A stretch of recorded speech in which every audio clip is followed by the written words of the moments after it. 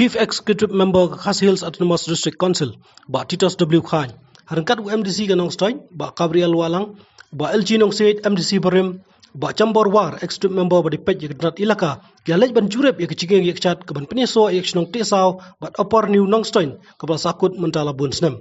Kadai kecigeng yakchat kadai bokongsan baha, hakabalamang tengka ban petre ka nadu kapor ba LG Nong Said udang long UMDC, Henry hadu menta simpalala ban penor long setia, namar kecing bom yo yakamang tengka kabapura. Habakran bagi dong thok kubor hadin ketegi jingjurep nakaliang UCM loong bah konsel kadamang tengah hadu arflailak nabon ta bantei de jingkieng ban nakaliang chung uru layo banyarap leng ba ka CEM fund chung konsel ulah kular bala racha ba katei kamang tengka kapat dam nakaliang chung uru kat MDC kathan kit syong perkhat biang na banta ban penor long ya katei kam khrang ban pensuk ya kaya kayang hipaj ba kumjuru ki khna skul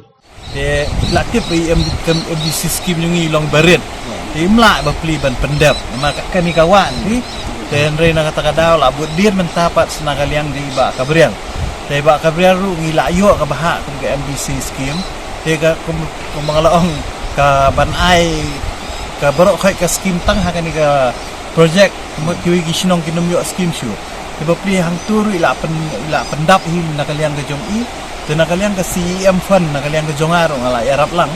Hakan ke senam ke beladap. Dia kumakalong menta ke pisah kala adon ke sanction artulailak. Ban pentrikam ni ni artulai lak total tengin satek nga kerpat mo yai MDC bagi dan lang GSI jungi ni mas dang no ekam ban pej balada kadang dunah dia usai pagin saya syong manya pekat ni Pak Gabriel komnoban pendap yang ni gigin tagajing angno di nakalian konsel kalong ba nin pendap yang ni namang disutu dan nang saudara ni ba kadon kajing jong kipat ba nang syong jong ni kathan ki kena school kamtam ki wan school ni school nama ki hap ya pelun ni kan tahun baru kawai ban koi ni so dan reda kajing la jungi ban pendap ni kajing kir kan harap palat ke kena school hantam dipat ba jang ni kathan